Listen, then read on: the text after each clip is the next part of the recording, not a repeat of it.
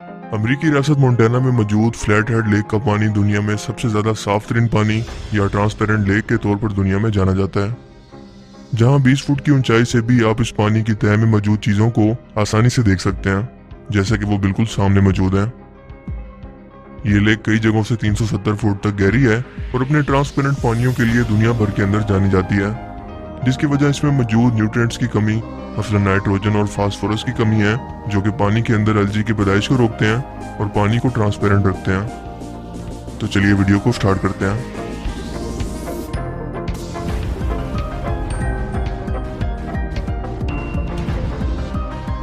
क्या होगा अगर आप एक ही जगह पर हर हफ्ते एक ही टाइम पर सूरज की तस्वीर को मुसलसल एक साल तक खींचें? होगा दरअसल ये कि आपको सूरज की कुछ ये शेप देखने को मिलेगी, जिसे एनालिमा कहते हैं।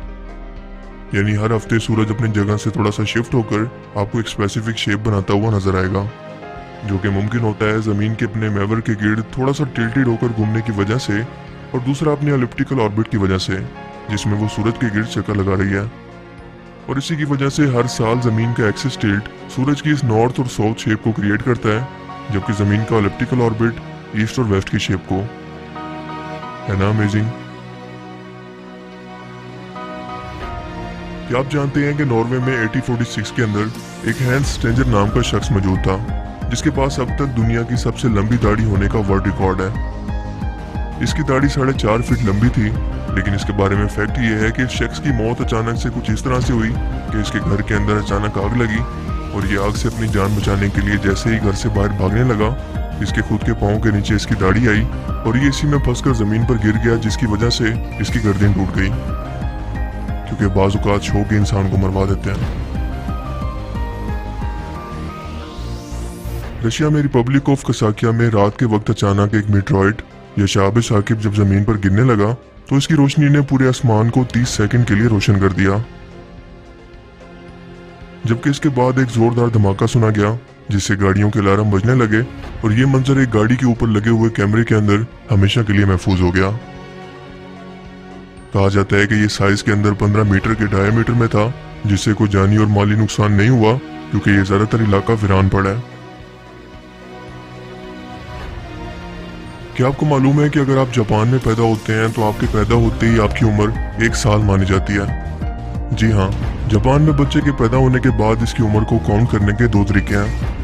एक तो है वेस्टर्न तरीका, जब पैदा होने के बाद बच्चे की उम्र काउंट होना शुरू होती है, और दूसरे को कहते हैं मैन सिस्टम। जापान में पहला साल इनके कैलेंडर के मुताबिक फुल कैलेंडर साल नहीं होता, इसीलिए ये लोग पैदा होने वाले बच्चे की उम्र 1 साल बताते हैं, और फिर इसकी बाकी उम्र इसी तरह से काउंट होती है। दुनिया में इस वक्त बिग कैट्स की बहुत सारी नस्लें मौजूद हैं, मसलन शेर, टाइगर और तेंदुआ वगैरह। लेकिन क्या आपको मालूम है कि ज़मीनी माहौल में बदलाव की वजह से और जंगलात के खात्मे के बाद इसकी बहुत सारी नस्लें नापैद हो चुकी हैं। साइंटिस्ट ने मेल लाइन और फीमेल टाइगर के मिलाप से एक टाइगर को तैयार किया है, जो कि इन दोनों की हाइब्रिड है, और इसे लाइगर का नाम दिया है, जो कि एक इंसान के मुकाबले में साइज में इतने बड़े होते हैं। लेकिन ब्रीडिंग के जरिए नए टाइगर्स को बनाने से बेहतर है कि इसकी मौजूदा नस्लों को बचाया जाए, मिसाल के तौर पर गोल्डन टाइगर या स्ट्रॉबेरी टाइगर, जो कि पूरी दुनिया के अंदर सिर्फ 30 रह गए हैं। इसके अलावा साउथ चाइना टाइगर, जो पूरी दुनिया के अंदर सिर्फ 20 के करीब ही रह गए हैं। इसके अलावा साइबेरियन टाइगर सिर्फ 500, Indo Chinese tiger 1500, Bengal tiger 2500, जबकि कैस्पियन टाइगर को पिछले 30 सालों से नहीं देखा गया।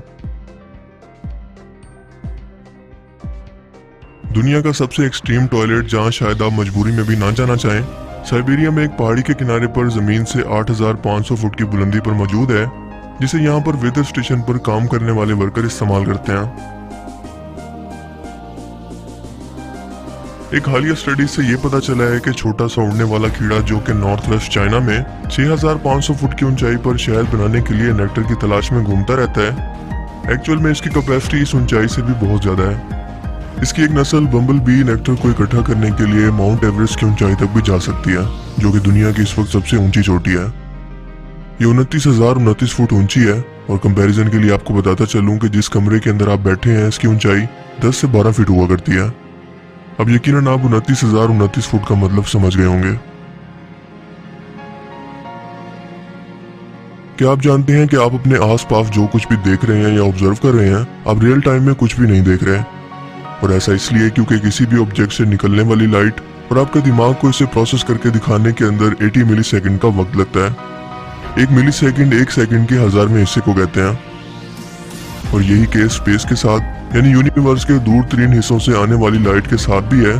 जब ये रोशनी कई लाइट ईयर का सफर करके हम तक पहुंचती है तो बज़ाहिर तो हम इस मंजर को अपनी आंखों से देख रहे होते हैं, मगर वो हजारों, लाखों या फिर करोड़ों साल पुराना भी हो सकता है। यानी कि जिस आसमान को आप इस वक्त देख रहे हैं वो कई हजार या लाखों साल पुराना है। क्योंकि ये मुमकिन है कि जिस प्लेनेट, स्टार या किसी और सेलेस्टिकल ऑब्जेक्ट से ये रोशनी आई हो वो अब तक खत्म भी हो गया हो, लेकिन हम इसे आज देख पा रहे हो क्योंकि इसकी लाइट जो पास्ट में चली थी हम तक आज पहुंची है। साइंटिस्ट का कहना है कि अगर ये मान लिया जाए कि हमारे प्लेनेट से 60 मिलियन लाइट ईयर की दूरी पर कोई एलियन जैसी मखलूक मौजूद है, तो अगर वहां से इस वक्त वो हमारी जमीन को देखेगी तो उसे हमारी जमीन पर डायनासोर घूमते हुए नजर आएंगे, जो कि 60 मिलियन साल पहले जमीन पर मौजूद थे। दुनिया भर के जंगलात में अक्सर छोटी मोटी आग लगने के वाकयात होते रहते हैं, लेकिन फैक्ट ये है कि 3 ऐसे परिंदे हैं जो जानबूझकर ऐसा करते हैं। यानी शिकार पर कोई जलती हुई चीज को उठाकर हवा में फेंक देते हैं ताकि वो इसे जलकर मर जाए, लेकिन देखते ही देखते ये आग इस पूरे जंगल को अपनी लपेट में ले लेती है। ये परिंदे हैं ब्लैक काइट, व्हिस्लिंग काइट और ब्राउन फैल्कन। और इन्हीं तीनों में से किसी एक परिंदे की वजह से 2020 के अंदर ऑस्ट्रेलिया के जंगलात में लगने वाली भयानक आग की शुरुआत हुई। 14 जनवरी 2020 को लगने वाली इस आग ने 1,86,000 स्क्वायर किलोमीटर का एरिया और इसमें मौजूद कई मिलियन नायाब जानवरों को तबाह कर दिया।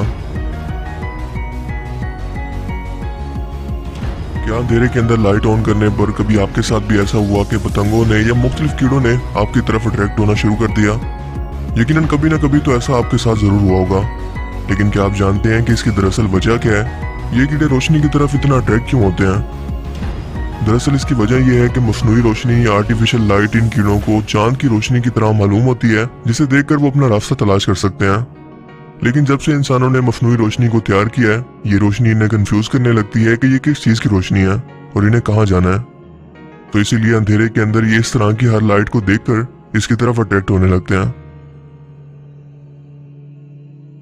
एक बार एल्बर्ट आइंस्टाइन से न्यूक्लियर वॉर या फिर तीसरी जंग अजीम के बारे में पूछा गया तो इसका कहना था कि मुझे नहीं पता कि ये जंग किस चीज से लड़ी जाएगी, लेकिन इतना मैं दावे से कहता हूँ कि चौथी जंग अजीम में लोगों के पास सिर्फ लकड़ी और पत्थर ही हथियार के तौर पर मौजूद होंगे, यानी कि इंसानों की टेक्नोलॉजी बिल्कुल तबाह हो जाएगी। क्या आप जानते हैं कि 27 अक्टूबर 1962 को अमेरिका और रशिया के दरमियान कोल्ड वॉर के वक्त तीसरी जंग अजीम शुरू होने में सिर्फ 2 मिनट बाकी थे, लेकिन सोवियत यूनियन के नेवी ऑफिसर वेसेली एरकपोव ने अकेले सोवियत यूनियन की मिलिट्री लीडरशिप का हुक्म ना मानकर अमेरिका पर न्यूक्लियर बॉम्ब गिराने से इनकार करके इस न्यूक्लियर जंग को होने से पहले ही रोक लिया। दरअसल हुआ कुछ यूं कि कोल्ड वॉर के दिनों के अंदर दोनों मुल्कों के दरमियान टेंशन के माहौल में भी अमेरिका ने तुर्की और इटली के अंदर सोवियत यूनियन के इलाकों पर हमला करने के लिए अपने मिसाइल लगा दिए और सोवियत यूनियन ने जवाब देने के लिए क्यूबा के अंदर अपने मिसाइल लगाने का फैसला किया। लेकिन बातचीत के बाद दोनों मुल्कों ने अपने मिसाइल हटाने का फैसला कर लिया। इसके कुछ दिन बाद अमेरिका के पास मौजूद कैरेबियन सी में एक सोवियत सबमरीन को देखा गया। अमेरिकन ने डेप्थ चार्ज नाम के एक्सप्लोजिव मटेरियल को समंदर के ऊपर फेंका ताकि सबमरीन में मौजूद लोगों को शिनाख्त के लिए ऊपर बुलाया जा सके, लेकिन सबमरीन में मौजूद लोगों को ये लगा कि शायद उन पर हमला किया जा रहा है। इस सोवियत सबमरीन में मौजूद तीनों कैप्टन को इजाजत थी कि अगर उन्हें ये लगे कि उन पर हमला होने लगा है तो वो बिना किसी मिलिट्री लीडरशिप के हुक्म के बगैर अपनी सबमरीन में मौजूद इस न्यूक्लियर बम को चला सकते हैं। दोनों कैप्टन न्यूक्लियर बम चलाने के लिए तैयार हो गए, लेकिन वेसेली इसके लिए तैयार न हुए। इन्हें शक था कि ये कोई जंगी ललकार नहीं बल्कि हमें सिर्फ शिनाख्त के लिए समंदर के ऊपर बुलाने का कोई तरीका है, सो इन्होंने इस हमले से इनकार कर दिया। इस वक्त वो सोवियत हेडक्वार्टर यानी कि मॉस्को में भी राब्ता नहीं कर पा रहे थे, इनके रेडियो भी काम नहीं कर रहे थे। इस सबमरीन में पानी का प्रेशर भी बहुत ज्यादा बढ़ चुका था और सबसे बढ़कर इन्हें किसी भी लम्हे मौत का खौफ था। लेकिन सिर्फ एक शख्स की समझदारी ने इस पूरी दुनिया को एक बहुत बड़े हमले और जंग से बचा लिया, वरना न्यूक्लियर जंग के शुरू होते ही इस पूरी दुनिया के अंदर कार्बन के जले हुए ज़रात और राख ही नजर आती। इस जंग के असरात पूरी दुनिया को सदियों तक भुगतना पड़ते, इसीलिए ये शख्स सही मानों के अंदर नोबेल पीस प्राइज का हकदार है।